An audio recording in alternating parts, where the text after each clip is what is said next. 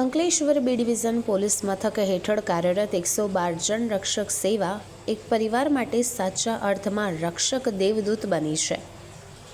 અંકલેશ્વરના સારંગપુર વિસ્તારમાં આવેલા લક્ષ્મણનગર સોનલ સોસાયટીમાં રહેતા અમિતભાઈ સાગરભાઈનો નાનો પુત્ર, જે માનસિક રીતે અસ્વસ્થ હોવાથી પોતાની ઓળખ આપી શકતો ન હતો, અચાનક ઘરેથી નીકળી જઈ રસ્તો ભટકી ગયો હતો.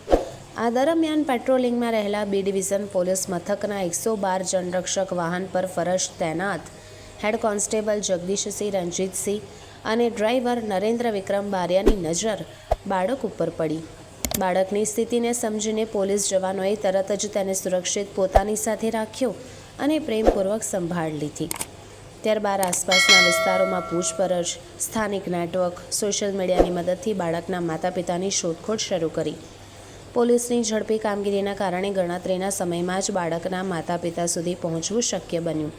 પોતાના લાડકવાયા પુત્રને સુરક્ષિત જોઈ માતા અંકિતાબેન અને પિતા અમિતભાઈની આંખોમાં આનંદના આંસુ છલકાઈ ગયા.